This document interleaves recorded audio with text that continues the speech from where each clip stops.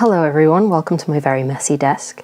Today I'm going to talk about designing a costume. This isn't going to be an abstract costume design, this is actually going to be me going through the process of working out what I'm going to wear and what I'm going to make for a game that's coming up in a couple of weeks. Normally, I'd recommend starting this earlier than that. It's a grand tradition in LARP that you don't actually start making your kit until several weeks after you think you probably should have. Sewing always takes longer than you think it's going to, and just in general, plan ahead. I have actually been thinking about this game for a while, so it's not taking me by surprise. This is very much going to be a demonstration of the things that I've been thinking about and kind of gently percolating for a while. I spend a lot more time thinking about the costume than I do drawing it out, and I expect the actual build to be pretty quick. The one thing that I want to talk about before I really get going is the fact that I don't normally draw out my costume plans. I am 100% doing this for your benefit and not mine. Under normal circumstances, I would just hold it in my head. I'm not a very good artist, and I generally find that this is not a useful part of the process for me because I'm a very iterative designer, so I'll come up with things as I'm in the process of making it rather than producing a sketch and then trying to stick to that. But I never have to work with anyone else. I just do my own thing, and so that works. Also, I think it's nice to see that, you know, not every costume designer in the world is a great artist. I am most definitely not that. You don't need to be able to draw in order to make beautiful kit. I decided that I wanted to make a coat. This coat is going to be very simply shaped. It's going to have long sleeves, probably a sort of wrap over front with some closures here. Those might be ties or they might be straps. It's going to depend how much time I have and what I think looks good. I'm not sure about the collar just yet, so I'm going to leave that as plain. I may add a collar on when I make it. This is early technology level, which means that I've ruled out modern costume patterns. There's lots of really great costume patterns I could use for this, but personally I get kind of hung up on the modern construction methods in them. They're very obvious to me personally. When something is focused so much on how primitive the technology is, it feels weird for me to then make something that has princess seams or very elaborate shaping. I think it's fair to say that literally nobody else other than me would ever notice this, but since I'm making this costume for me, I feel like it would affect my immersion personally if I thought that this costume didn't accurately reflect the character, their abilities, their skills, and the world that they lived in.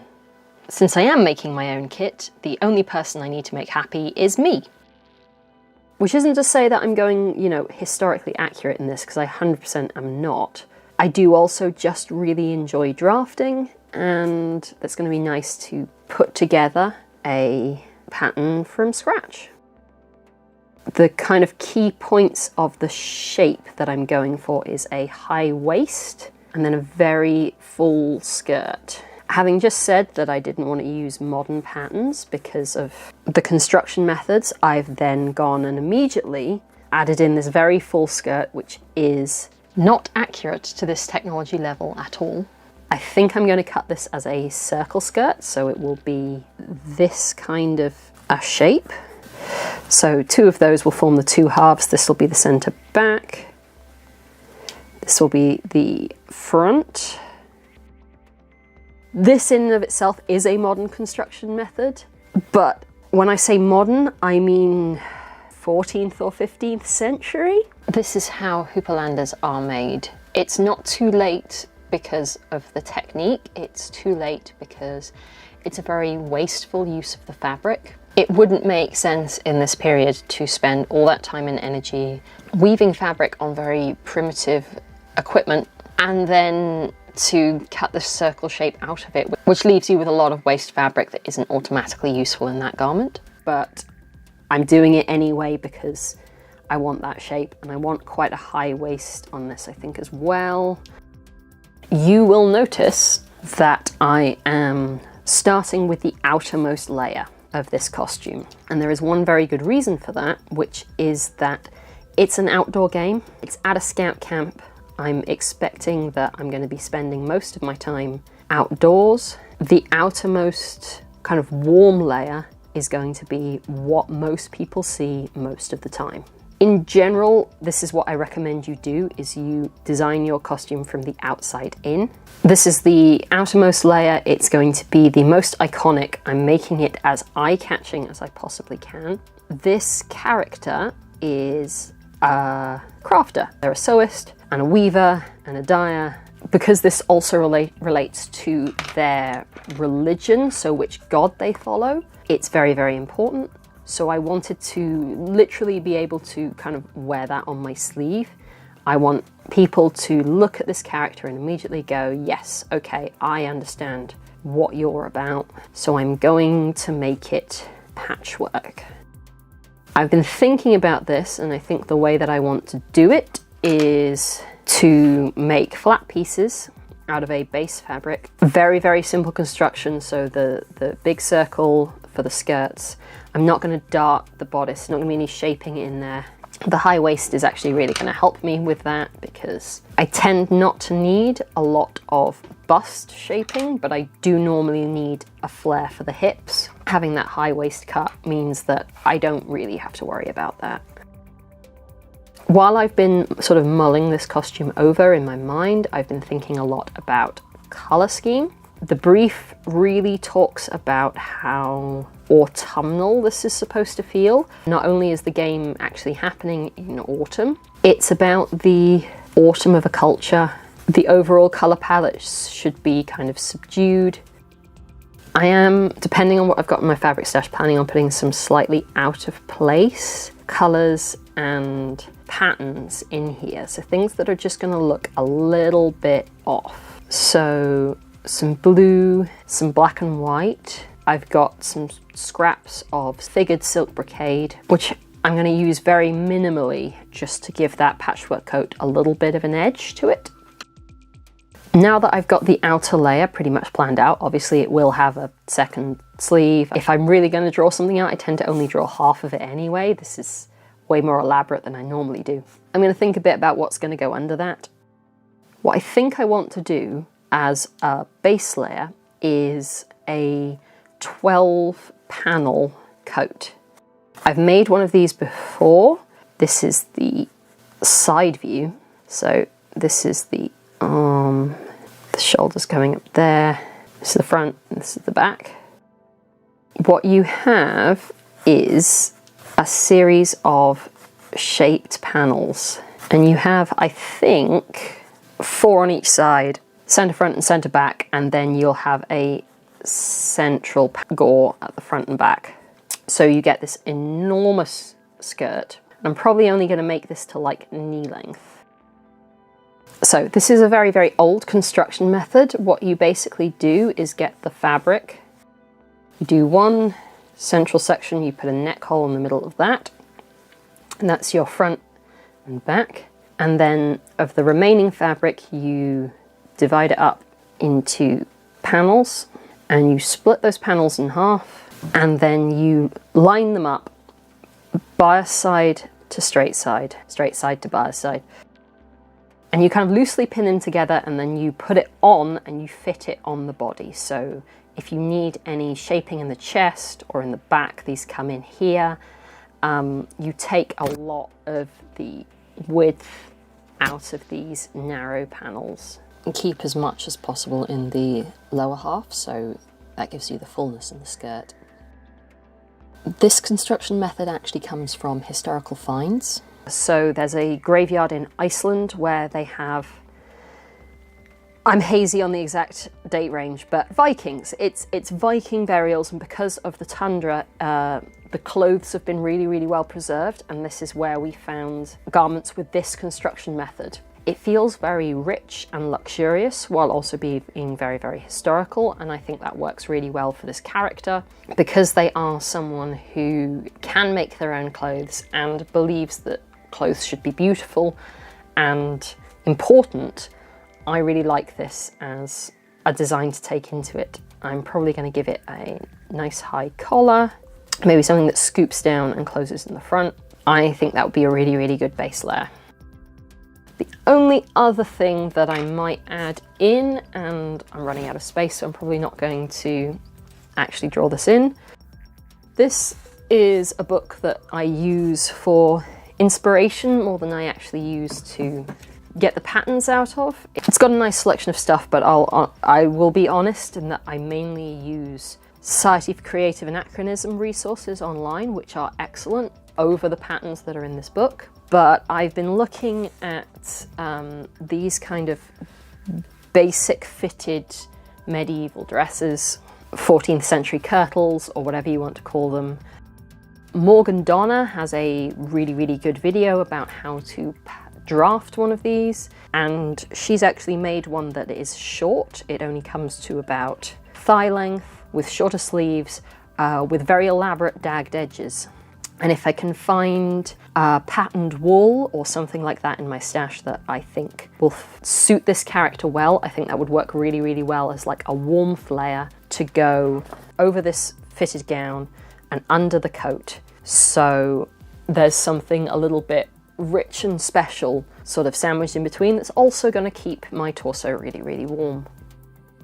So having put those ideas down on paper, the next thing for me to do is to go through my fabric stash and see what I can find to actually make it out of.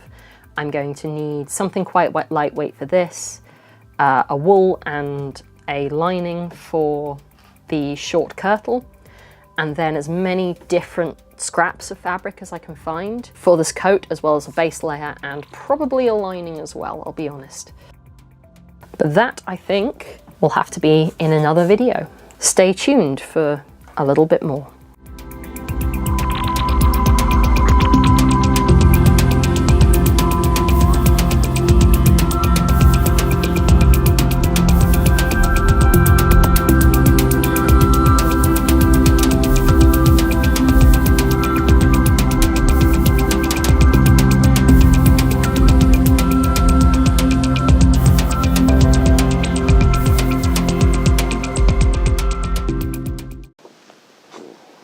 Well, this is going to be a slightly weird video. It's Thursday afternoon. It's about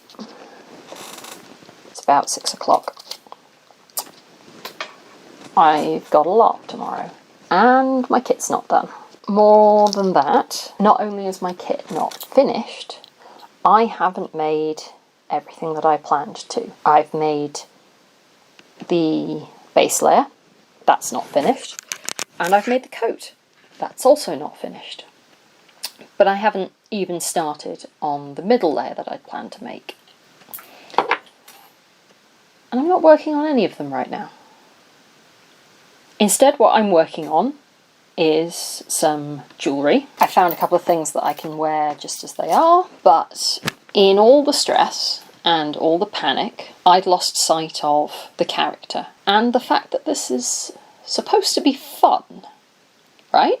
I made plans that seemed reasonable at the time. Things took longer than I thought they were going to. And also, other stuff came up. I've been job hunting a lot this week. And a variety of other things have happened which have just taken more time and more energy and more stress that I could have spent on working on my kit. Equally, I'm still getting the hang of filming and how much longer sewing takes me when I have to film every step and make sure the camera's set up and then move it to the next position, and it's way more time consuming than I thought it was going to be. This all sounds like I'm making excuses, but I don't actually need to. It's really easy to put a huge amount of pressure on yourself, and I've done possibly the dumbest thing in the world, which is that I've told you all what my plans are, what the bar is, what you should expect from me at this game, and now I'm not delivering on it. And to be honest, this is why I normally don't tell anyone my kit plans. so that the first time they are aware of this outfit is on the day when I arrive wearing it. Because if no one has expectations, no one can be disappointed, right? But that's the thing. No one is going to be disappointed. I'm going to be dressed, I'm going to be warm, and I'm probably going to be mostly waterproof. I'm 50-50 on that one, but we'll see. And I'm going to be pretty much on brief. Beyond that, doesn't actually matter. Am I disappointed that I haven't made the thing that I wanted to? Yes. Am I disappointed that the things that I've made are not as high quality as I wanted? They're not as finished and polished as I wanted. They are definitely not filmed to the level that I wanted, so I can share them with you. Yes, I'm disappointed by that. But that's okay. That's not the point. As long as I am happy and in character, we're alright. Which is why I have stopped panicking over the enormous coat, which is like sewing a duvet. And I'm just sitting down with some beads and some wire, and I'm going to take my time, and I'm going to relax and do something that will not reflect on me as a sewer, but will reflect on the character and how they feel. Because ultimately that's what we're all here for, right? We're here to play the game. We're not here to produce the best kit, or the highest costume standard, or to show off our talents and compete with other people as to who can produce the best and most evocative, on-brief, show-stopping finale costume. We're here to play the game. And so I'm going to get things as finished as I can do. But right now, I'm going to take some time out and concentrate on playing the game.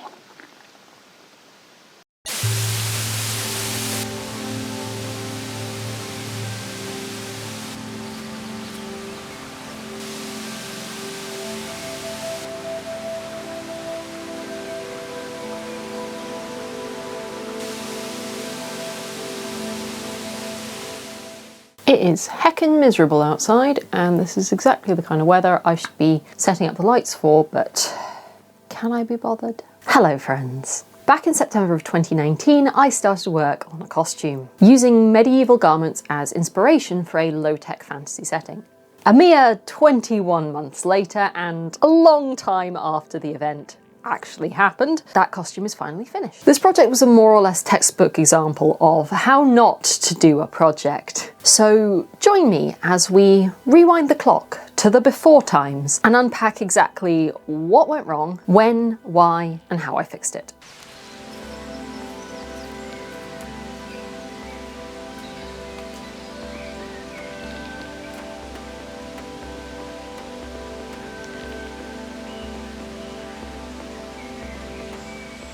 Our story actually begins way back in 2015 when I was just starting to get into historical costume. I read a lot of SCA websites and blogs back then, and that's where I came across the first description of the, no, wait, I can do this, Herjolfsnes finds. I think my audience might be a pretty even split between those of you who don't know about Herjolfsnes and those who are frankly sick of hearing about them. So let me just unpack that super fast. Herjolfsnes was a Norse settlement in Greenland between probably the 10th and 15th centuries, and in the 1920s an excavation of the graveyard found a whole bunch of probably 14th century clothing there. People are absolutely obsessed with this stuff because the Herjolfsnes finds are like 50% of all of the European style 14th century clothing that exists in the world. And given that the other half is mostly like ceremonial garments and these seem to be regular normal people clothes, even though they barely resemble fashionable 14th century European European dress, they're extremely interesting and popular. Today, if you're interested in Herjolfsnes, two really excellent books exist. One is of patterns taken from a representative sample of the garments that were found, and there's a whole other book about the academia surrounding how they were constructed, the background of that, what conclusions we can draw. But back in 2015,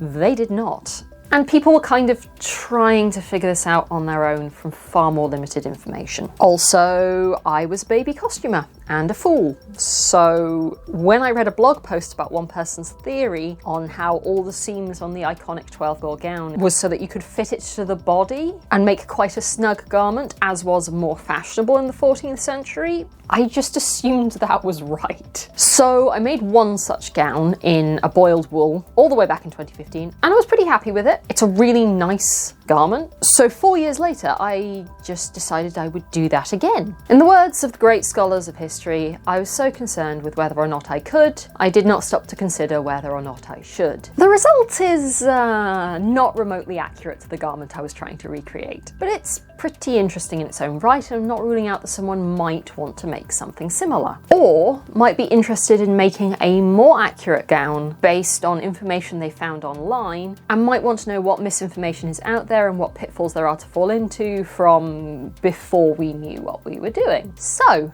let's dive in.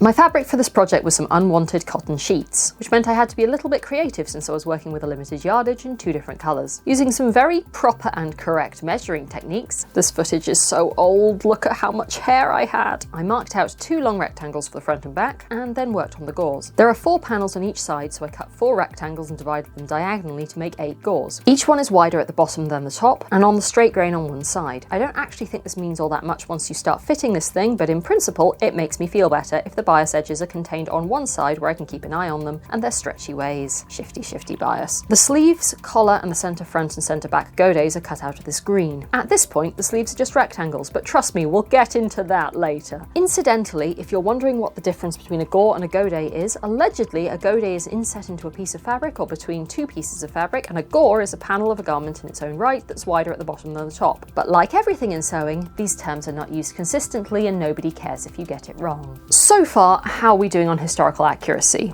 Not great. I knew the fabric choice was inaccurate and this should be wool, but I wanted a lightweight washable fabric because this is a base layer. However, my gauze should actually have had the grain going straight up the middle of the panels, and there should only have been 3 at each side, not 4. Why? Because the back 2 gauze are actually one piece of fabric with a false seam down the middle. This is the kind of thing regular costumers would never have known about without accessible interpretation of the academic research by people who'd actually seen the garments. I'm not actually marking myself down for that one.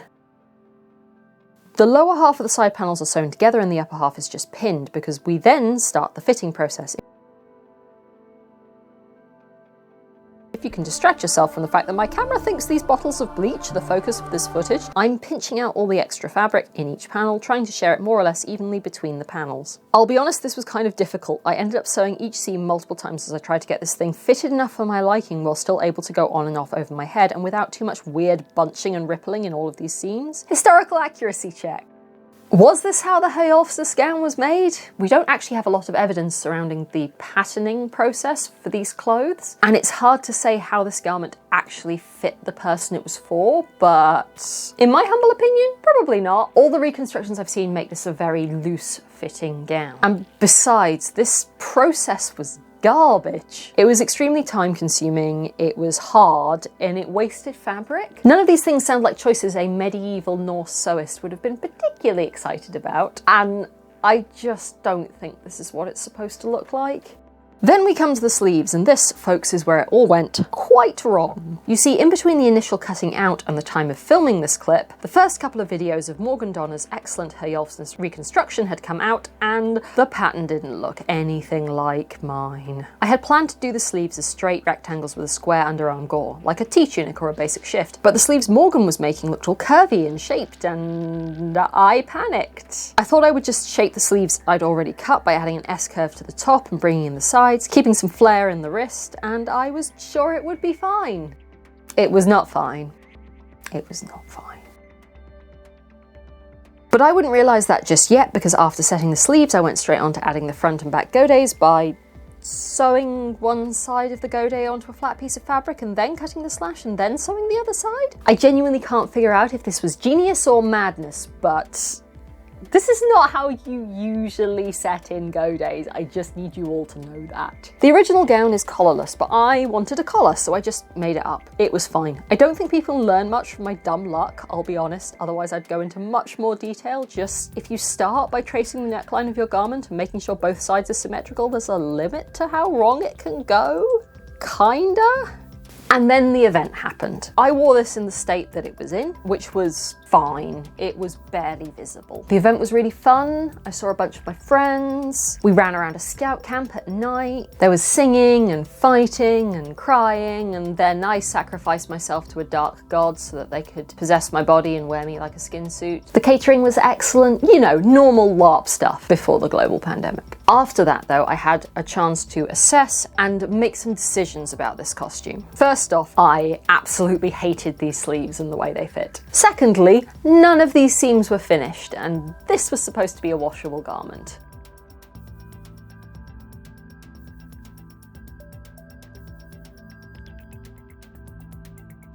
Thus began literal months of flat felling. Couldn't complain too much though, as it also turned into literal months of Thursday actually wanting to sit on my lap for once because it was covered in sheet material, and therefore he thought it was a bed. For reference, yes, flat felling is normally done with whip stitches in a matching thread and is practically invisible. I am definitely weird for doing a decorative contrast top stitch instead, but I just much prefer this method. I'm not super into the way flat felled seams look from the outside, and I don't like whip stitching so much, especially when it's already a really historically inaccurate garment. I am much happier with this very anachronistic finish. As for the seam finishing on the original gown, yeah, they weren't even all flat felled. This gown has like 4 different seam finishing methods, all of which are completely bonkers going on. So much so that Yule actually made a whole video just about that. I will link it here. I've really enjoyed learning about all of those different methods, even though I have basically no desire to do actual historical reconstruction, because I think there's a massive tendency to simplify and streamline historical construction processes and present the standard of historical garments as elegant and well thought through and always done the same best practice way, when the evidence actually suggests that historical sewists were exactly the same as modern sewists. A bunch of barely coherent goblins with not a lot of time and a lot of specialist knowledge doing the best they can with the materials they have available. Every time you look at something you've made and think, I know that's not the correct way of doing it, but it's what I did and it basically worked, I think you are justified in looking half a millennia or more back into the mists of history and knowing there's someone looking back at you and thinking, same. And now I've overwhelmed myself with the thought that one day, 500 years from now, someone might be trying to recreate something that I've made, and I just want that person to know as they look into their holo camera, streaming to their galactic tube audience, and say, I'm just trying to copy what they did because there must have been a reason they did it this way. No, there wasn't. I'm just bad at this. Anyway, reveal footage.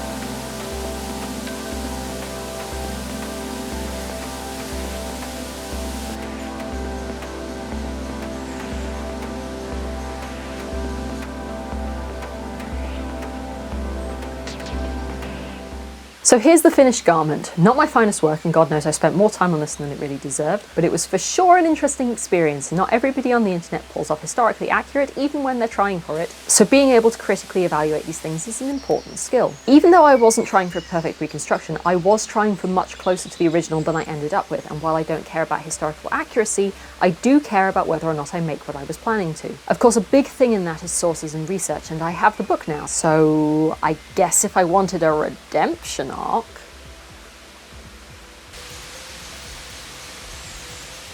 Thank God for framing, so you can't see what's currently all over the floor, because that's secret and I haven't revealed it yet.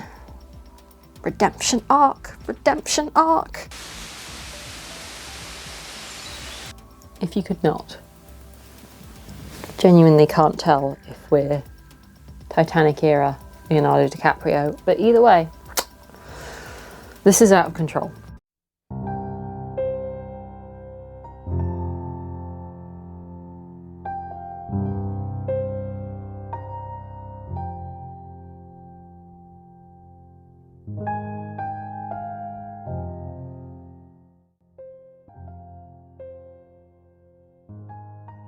This story begins back in the before times of 2019, when I made a coat for a LARP game and in the process stumbled upon a fashionable craze in late Victorian patchwork and a small new obsession that slightly took over my workroom.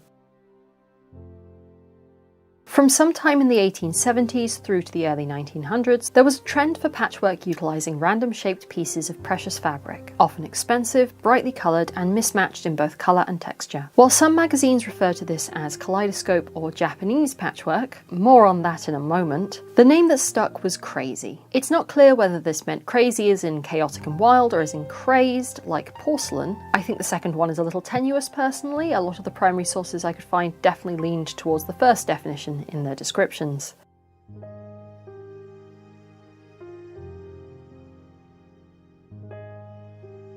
As with many textile arts, information on the subject is a little fragmented. There is plenty of information on the internet and much of it quotes the same facts, but digging into link after link I found a lot of circular references and unsubstantiated information. A deep dive into more primary sources would take more time, resources, and probably access to a number of now out of print books on the history of quilting and patchwork than I have. What follows is what I believe to the best of my research to be true, but take nothing here as concrete fact.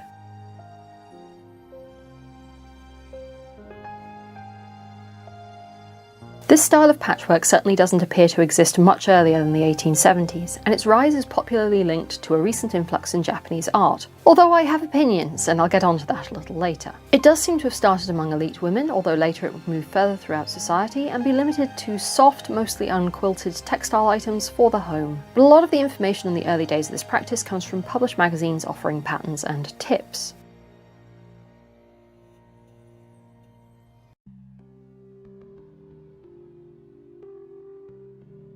You see, the preference was very much for silk and other high-quality fabrics, except that in the late Victorian period, seeming to be high quality did not mean actually good. Some unstable dyes and a lot of silk weighting, treating the silk with metal salts to make it stiffer and heavier, made a lot of these fabrics extremely unstable. And of what survived falling out of fashion, many heirloom patchwork seem to have deteriorated beyond repair. It's hard to say, therefore, whether this practice was in fact as popular as the magazines made it out to be. Was it actually the 1880s equivalent of spray painting pears gold and arranging them in a bowl with some expensively sourced driftwood? We just don't know. But my personal feeling, based on everything I've read and the surviving examples, is that it was at the very least something many people knew about and potentially aspired to do, even if they didn't have the time or resources.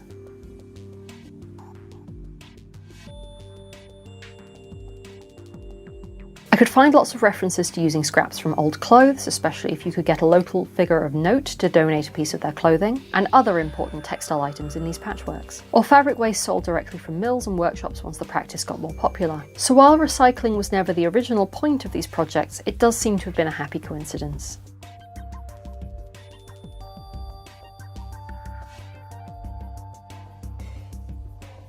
The Victorian technique for this patchwork was somewhat different from the streamlined modern version I'm using here. Victorian crazy patchwork was done by hand. Guides, again, usually from magazines, suggested arranging the patches with lapped edges until you were happy with the layout, before turning the edges of the upper pieces under and embroidering over the seam. And I do mean embroider. I have some experience in crewel embroidery, and there's a lot of complicated decorative stitches that I recognise, and quite a few more that I don't. This was elaborate, time-consuming hand sewing.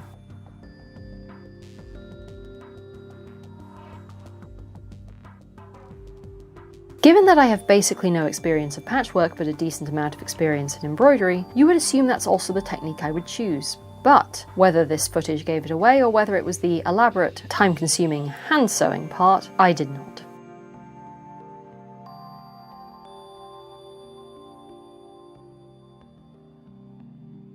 Crazy patchwork saw something of a resurgence in the late 1960s and 1970s, where it appeared on clothing for, as far as I can tell, the first time. Since then, it seems it's been gently practiced, never as popular as it was in the 1880s, but a thing people were definitely still doing, in a streamlined, modern form that makes excellent use of everyone's favourite invention, the sewing machine.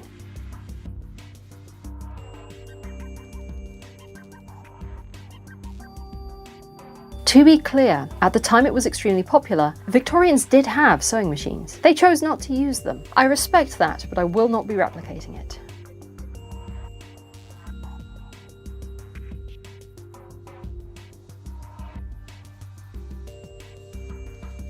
The basic principle of modern crazy patchwork is to line up the raw edges of your scraps right sides together on top of a backing piece, so a straight line wherever you want the seam line to go, and then flip the top scrap down and iron it flat. You then cover the raw edges with another scrap and, well, rinse and repeat a million times.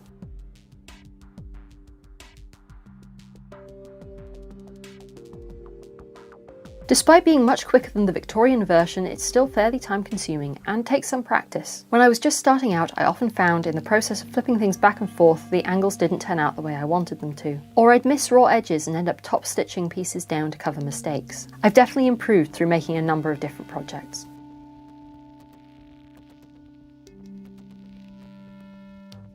Here I'm using one of the two main patterns I utilise, working from one end of a long narrow strip to the other. I definitely recommend this for beginners if you want to give it a go. It's the easier of the two as you're only working in one direction. You'll see the other pattern a little bit later.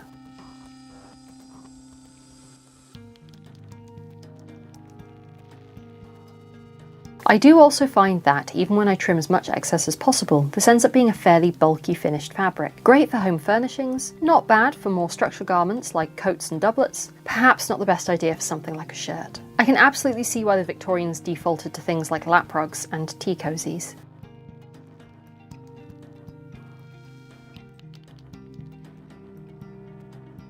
Before I get any deeper into the modern process, there's one part of the history we haven't covered. We've brought up the Japanese link a couple of times, and given it's, well, me, I have opinions. If you only care about the patchwork, skip ahead to the next chapter where I'll be talking about what I'm actually making.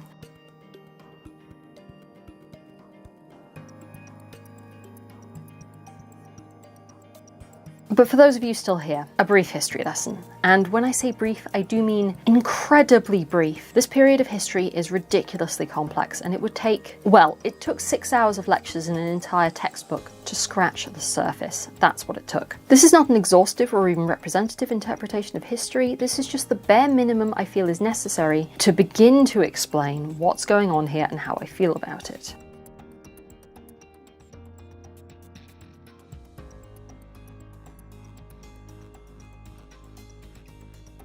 So, Portugal was the first European country to make contact with Japan in the 1540s and brought trade and, well, Christianity. A lot of Christianity. Within the next 100 years, there was significant political, social, and military upheaval within Japan, which led to the Tokugawa shogunate. This is a bit like calling this period the Regency. A shogun is kind of like a military regent. In this one specifically, Tokugawa Ieyasu was the first shogun of this period, and then it passed down his family line. For reference, there were other shogunates at other times in Japanese history. You do need to specify which one you're talking about.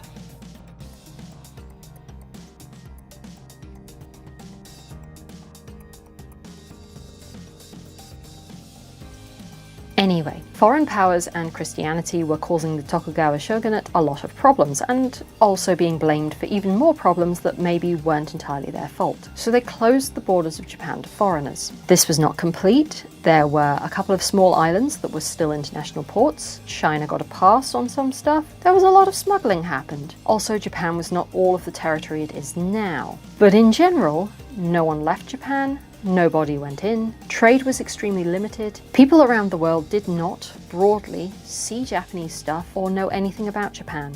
When they did, it was extremely rare and usually devoid of any context. For 264 years.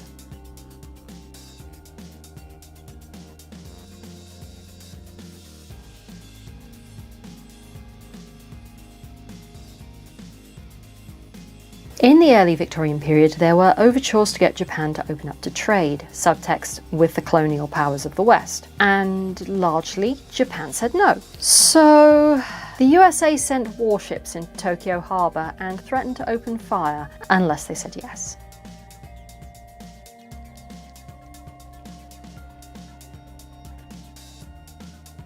What follows between this incident in 1853 and the removal of the shogun in 1867 in Japan is called the Bakumatsu, and I cannot explain the Bakumatsu to you in a 20-minute video about patchwork. I'm not even sure I'm qualified to explain the Bakumatsu at all. It would be like trying to explain the French Revolutions. All of the French Revolutions. It's bloody and messy, and in spite of what anime and historical dramas will tell you, nobody comes out of it particularly covered in glory. It's just important to note this was not a clean and universally positive transition. This was over a decade of fierce infighting, both political and literal, and a complete regime change that upended the established social order with the overarching threat of external forces. And I don't want to get too into the Meiji era that comes after this, because that's also extremely nuanced and often gets somewhat misrepresented. Again, extremely disruptive and not the universally positive development it's often portrayed as.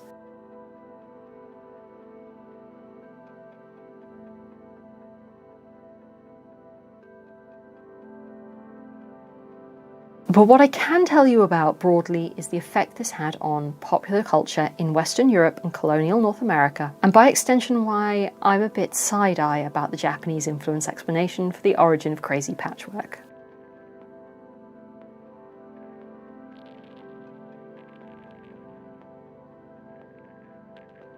After 1867, not only was Japan trading with the West, they were trading as much as they could, and the Western world could not get enough of this. Prior to this point, Japan was semi-mythical in the public consciousness of Europe. It's the only country that gets mentioned by name in Gulliver's Travels. People in England literally thought of it as on par with talking horses and giants. And then when it was an actual place that you could trade with and maybe visit, that didn't really go away. Japan continued to be heavily mythologized and singled out as distinctly different from all other Asian countries for no real reason other than white people thought it was neat. And that's literally never gone away, for reference. I'm not going to explain weeaboos here, but Google it.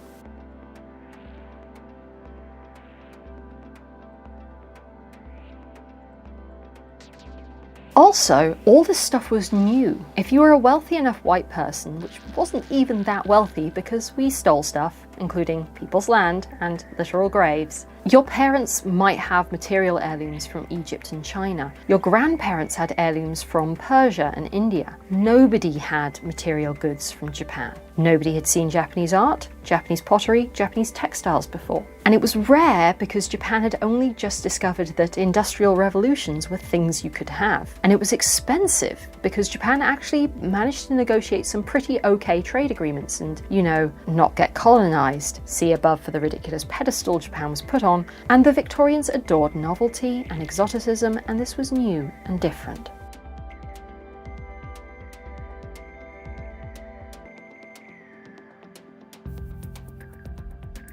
But I think it's really important here to emphasize that the Victorians at large did not understand anything about Japan. Not really, and they didn't want to.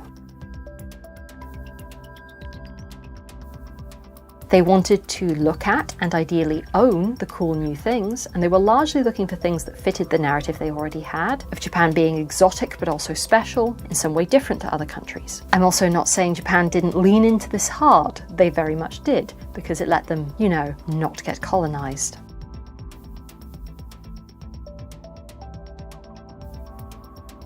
A great case in point is the Gilbert and Sullivan musical, The Mikado. I don't actually know if it's a musical or a comic opera or what. I hate musical theatre. I need you to know that's my baseline. I don't resent musicals, I just don't like musicals. I don't get it, I respect other people like it. It's not that it's bad, it's just not for me. That's where you need to know I'm coming from before I tell you that I despise The Mikado with every fibre of my being, and I think it should never be performed and nobody should ever watch it. Absolutely none of the text or music is in any way representative of anything about Japan. It's offensively wrong. Don't get me started on the original set and staging, which wasn't offensively wrong, it was creepily accurate. There's a whole film about it. I watched the film, I hated the film. But that's what white people at that time wanted. They wanted the idea of Japan, the look of Japan. They did not care about the reality of Japan, except when it came to commodifiable objects.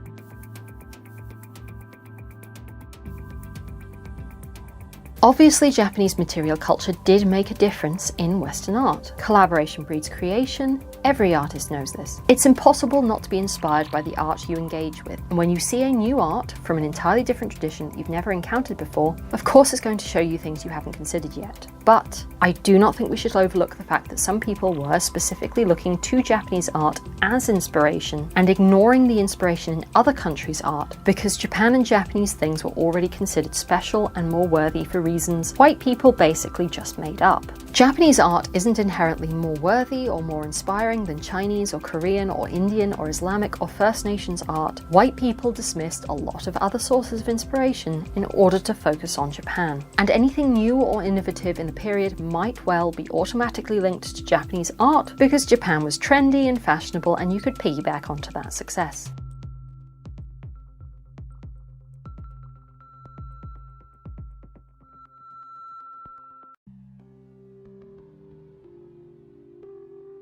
So finally, bringing this back to the patchwork. When sources say that this patchwork was inspired by asymmetry in Japanese art or try and call it Japanese patchwork, we need to take that very skeptically and remember that actually that link is probably tenuous at best, if not completely fabricated.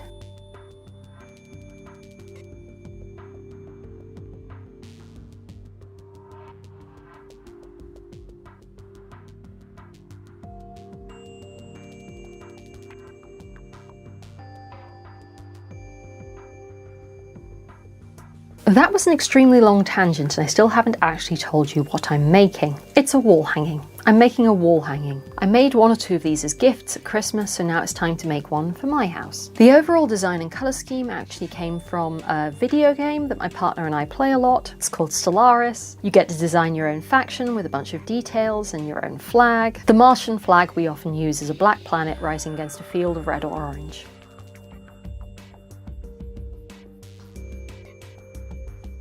We're just fans of Mars in general, you know. In fiction, the MCRN did nothing wrong, and also in real life. My partner thinks it represents the sum of human endeavour and technological advancement. I cry over little robots just trying to do their best. All that good stuff.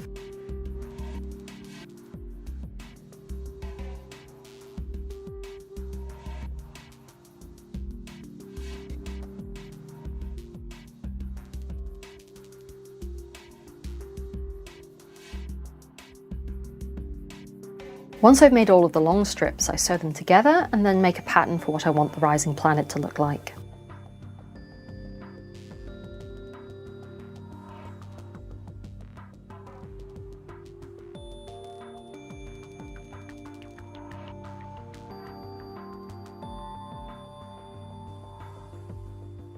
That shape gets cut from a backing fabric and I'm now going to patchwork that too, with the other main pattern that I use.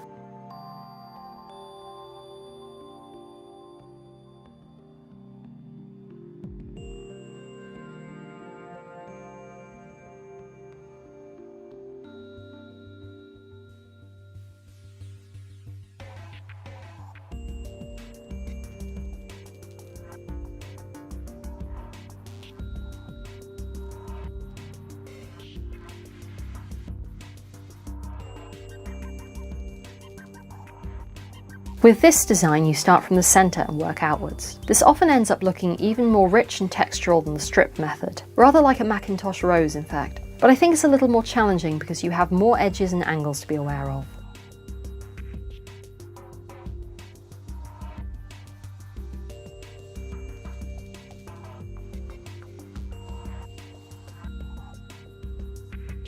Because I'm only using plain solid black fabric for this, I'm trying to work in as many different textures and finishes as I can. But I should say that this design also looks incredible with, for example, 2 or 3 different colours.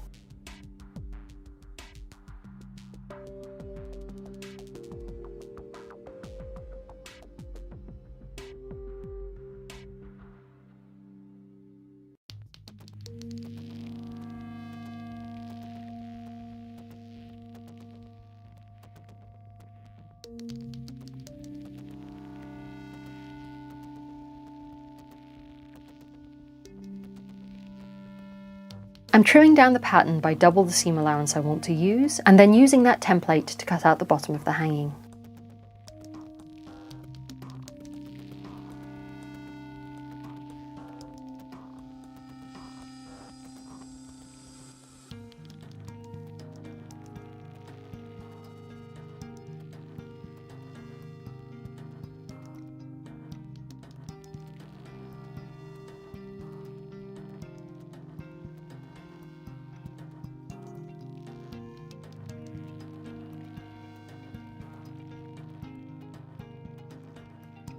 Then I'm marking the seam allowance onto the back of the patchwork with a heat erasable pen so I can clip to that line and fold this back, before laying it on top of the black section and top stitching it down.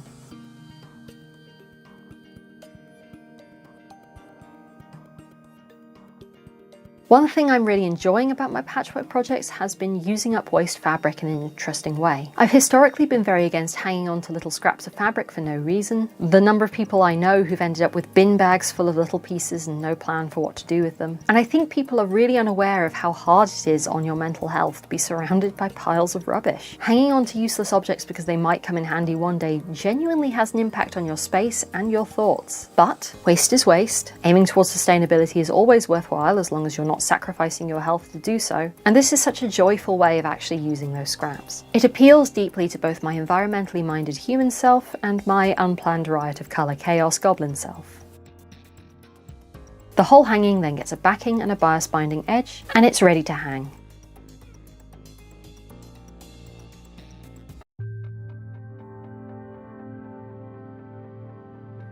You might remember my video from a couple of months ago where I took you through how I made a very historically inaccurate 12-gauge gown. Welcome back for the second part where we take a look at how I made the coat that goes with it. Patchwork inside and out, fully quilted. This took a million years. Please like and subscribe for more terrible ideas I totally overinvest in.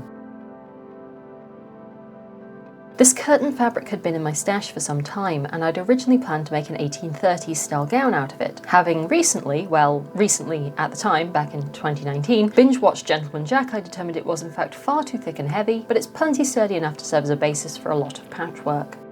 My other main materials, literally all of the fabric scraps I'd saved up that year specifically for this project because we are good children and don't hoard fabric scraps just because, right? Plus some old clothes that weren't in good enough condition to donate.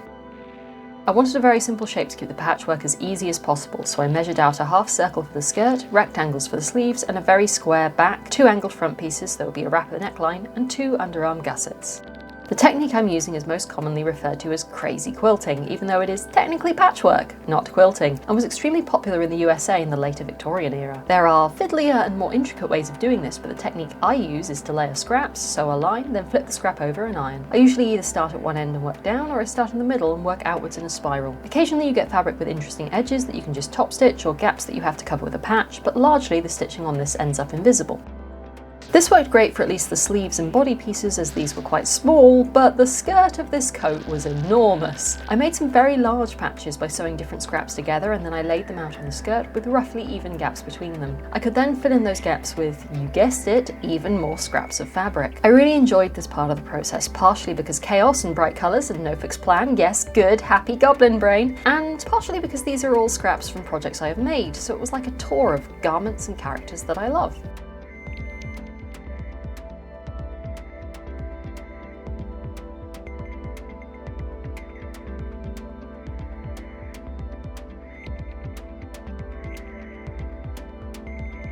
The lining was also patchwork, but of a very different style. The game I was making this for was all about plucky rebels versus the evil empire, and I had reasons to chuck in a bit of evil empire order and symmetry into my costume. Taking all the black and white scrap fabric, I'd made lots of strips. You can be careful and measure these, but they don't have to be a particular width for the effect to work, and a range of lengths is handy. If you're okay with trimming stuff down, you also don't have to be super precise about straight lines or worry about overshooting the end, as long as you get the order right.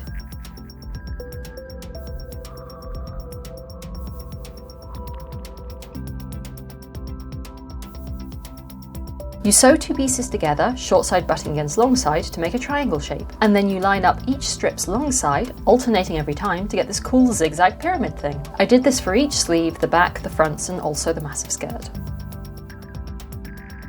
At this point, order of operations gets fiddly, so outer fronts and back get sewn together at the shoulders, gussets onto outer sleeves onto outer body. Lining fronts to backs at shoulders, and while they're all still flat, sew around the neckline. Sleeve lining is sewn to sleeve outer at the cuff. Sew everyone's side seams up, making sure the gussets do their thing, and flip the whole thing inside out. There you have a finished cuff and neckline, and a lining that just needs connecting at the inside arm seams, where it will never be seen. At this point, I had some concerns about how cold the event was going to be, and I had some wool batting left over from making my gambeson, so I sandwiched that in before sewing up the inside seams. The skirt was lined in a similar way and turned out through the waist. That could then be sewn to the body outer layer all in one, with only the body lining free to be turned over and hand stitched to cover the seam. Then I ran out of time and the event happened, and under normal circumstances this is probably where this project would have been abandoned. Wearable, but not completely finished. But 2020 happened.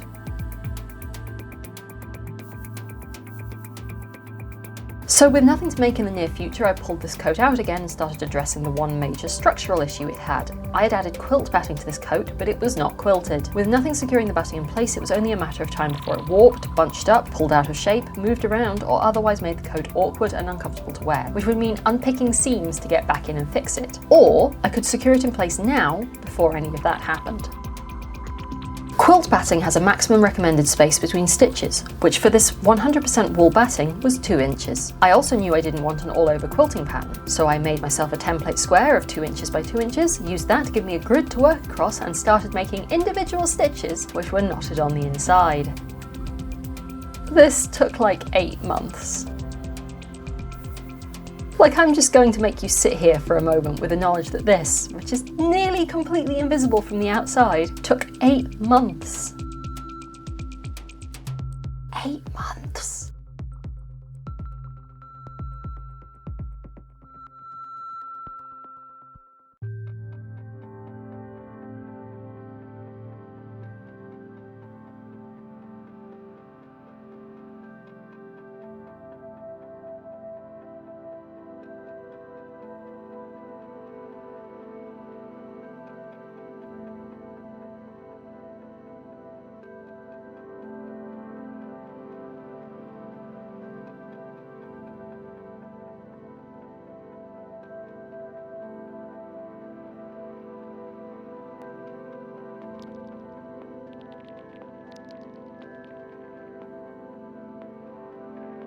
Finally, I had some buckles laying around, so I cut some simple straps out of my leather stockpile and sewed them onto the outside of the coat with the same thread I used to do the quilting stitches. This is by far the most exciting part of the process, what with the rivets and hammering and all, but it was also done in under an hour.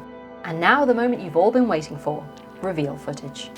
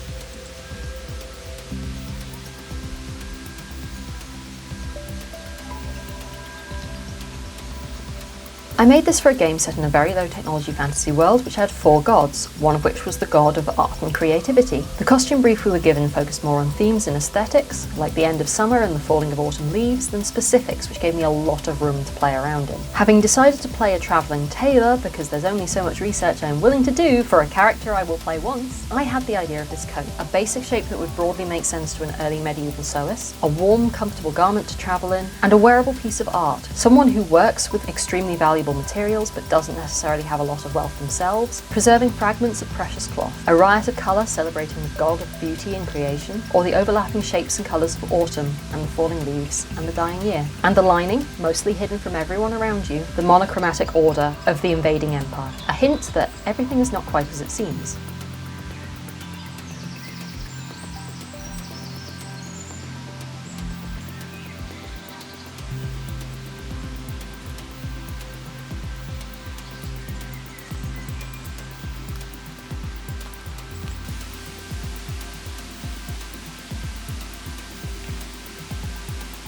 I do get a lot of enjoyment out of more historical costuming, but fantasy gives me so many opportunities to play with new ideas. Having a character to design for and develop as I work on the costume is easily one of my favourite parts of LARPing outside of the event itself.